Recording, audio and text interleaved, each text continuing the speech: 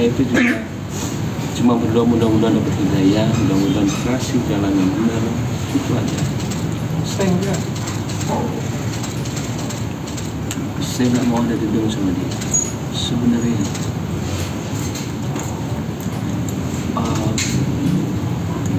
Apalagi dibilang, saya jujur selama hidup saya itu baru dibilang pelit sama satu orang, itu istri saya sendiri. Saya juga udah bingung, saya nggak pernah dibilang pelit sama orang seumur hidup saya. Kalau saya pelit, bagaimana mungkin saya menafkahi keluarga dia? Tanggungannya itu dari saya. Adiknya kan kerjakan di sini, adiknya satu lagi juga saya menyiasati untuk buat YouTube tanpa saya mengambil uang sama sekali. Bukan saya lebih kayak memberikan ayo berarti orang tuanya pun tiap bulan saya kasih melebihi dengan orang tua saya. Kalau kalian mau tahu semua di sini, uang saya itu masuk perusahaan, tapi uangnya Paula itu punya dia. Saya nggak ambil satu rupiah pun uang dia. Saya digaji dari perusahaan, Paula juga, tanpa saya kasih tahu kalian dibayar berapa, dan tidak seperti itu. Jadi hasil kerja saya itu masuk perusahaan Paula.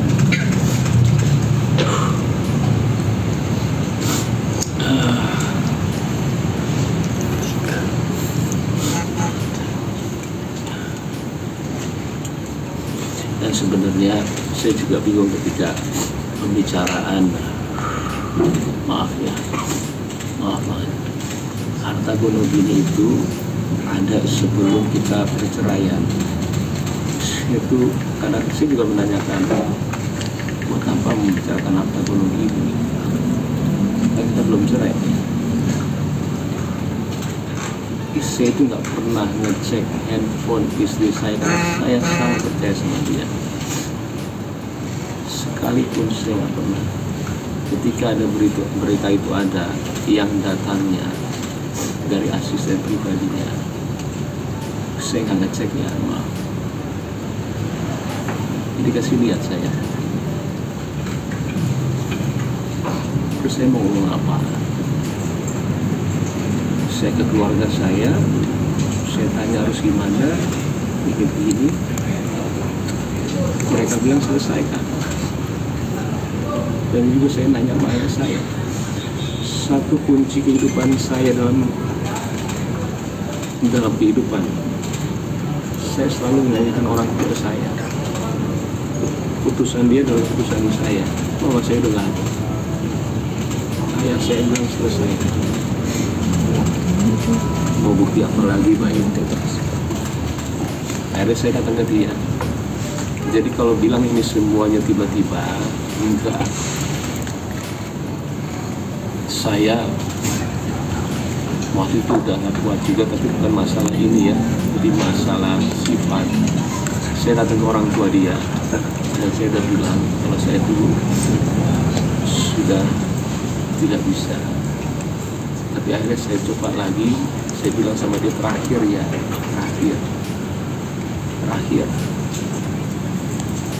Ya setelah terakhir itu tiba-tiba ya begini. Sekali lagi, mungkin saya tidak akan sering untuk ngobrol diri sama kalian ke depan ya. Maaf, saya sengaja sekarang begini supaya clear aja. Saya juga saatnya kali ya, bukan membersihkan nama saya. Kayak besarnya saya nggak tahu ini keputusan yang benar atau enggak. Karena kan saya harus bilang kalau memang ada ketidakjujuran itu. Cuma saya minta maaf sama kawan. Saya juga tahu pekerjaan kalian. Udah saya nggak mau dibakar. Saya kasihan orang saya.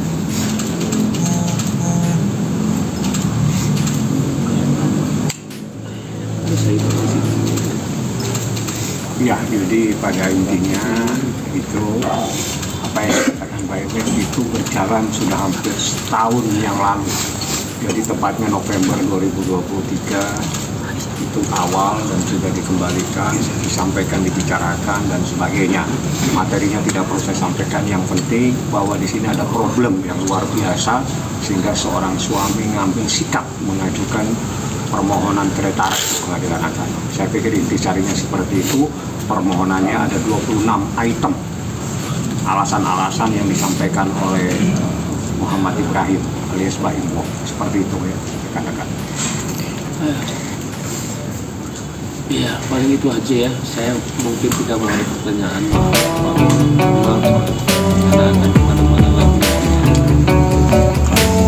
Saya juga tidak benci dengan semua orang yang sudah bilang sama saya apapun itu. Itu teman baik saya sendiri. Karena cerita dia adalah cerita dia. Tapi cerita saya, insya Allah saya bisa mempertanggungjawabkan semua.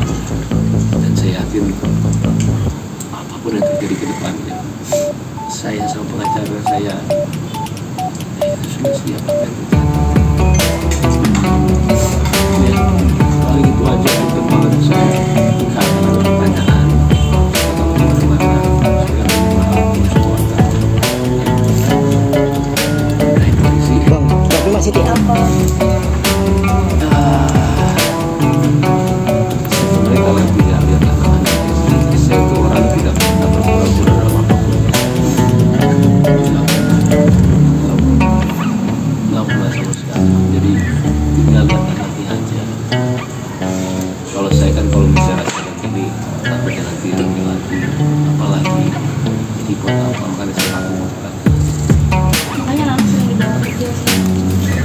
Iya, ada satu lagi kemarin rame umroh nggak bilang. Saya juga kadang-kadang mulut saya itu udah mau ngomong cuma saya takut salah. Cuma ya saya juga bukan seorang yang tidak mau dibilang klarifikasi. Ada chatnya yang sebelumnya.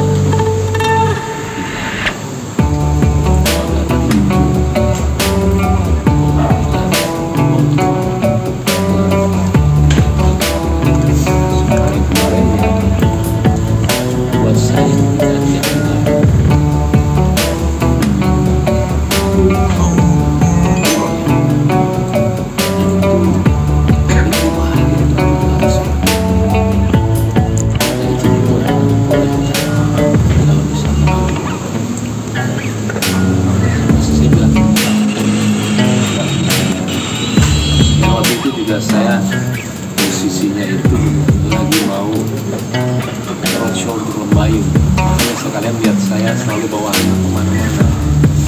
Untungnya saya itu menikmati setiap detik saya sama anak. Cuma beratnya berat lah. Belum lagi omongan orang mau ngomong apa, mau dikira apa. Setiap saat susah. Mau diketawa.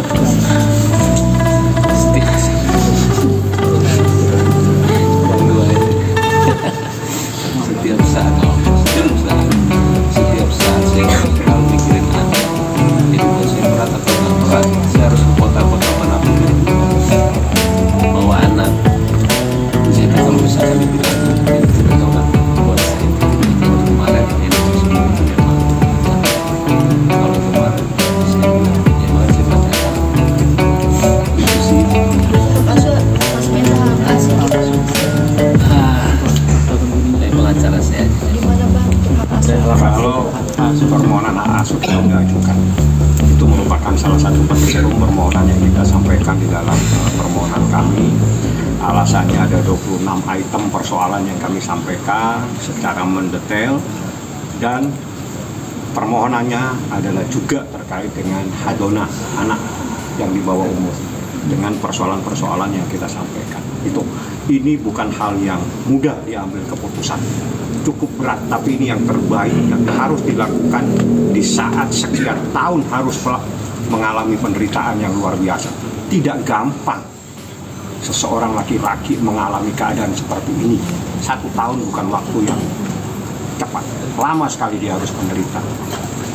Tidak sanggup, akhirnya pengadilan diserahkan persoalan ini ke pengadilan, seperti itu.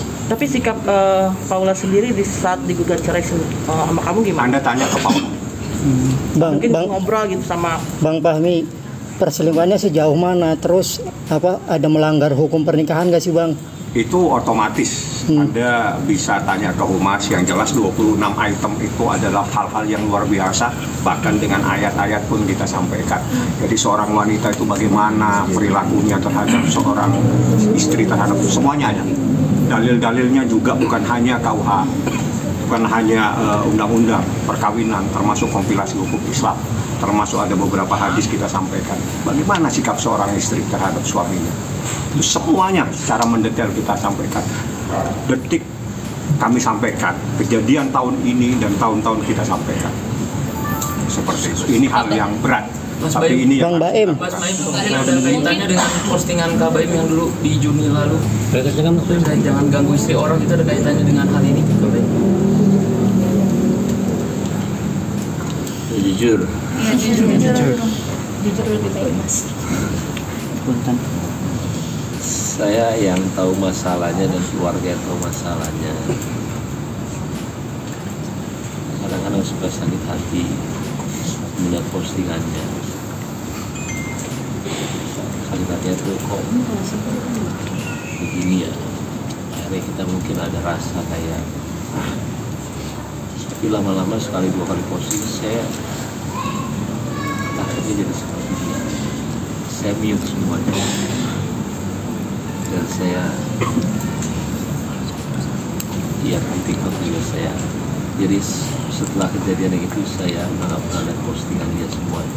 Yang buat saya tenang. Takutnya saya ada dendam. Karena yang tahu kejadian sebenarnya kan kita tidak juga. Saya tidak bilang dia apa, cuma dia saya aja. ada permohonan maaf gak dari pria ini? Ada permohonan maaf dari laki-laki ini nggak Mas? Atau sama dari Paula juga? Dari artis atau pengusaha atau apa Kak? Mungkin lah jangan. Ada permohonan maaf gak dari mereka Laki-laki itu nggak pernah datang ke sini lagi setelah itu. Pembelaannya apa Bang Paula ketika ketahuan? Tanya Paula. Kalau dari laki-laki Nggak ada pembelaan. tanya ke Paula, tanya siapa dia, tanya yang bersangkutan. Biar kita tidak menimbulkan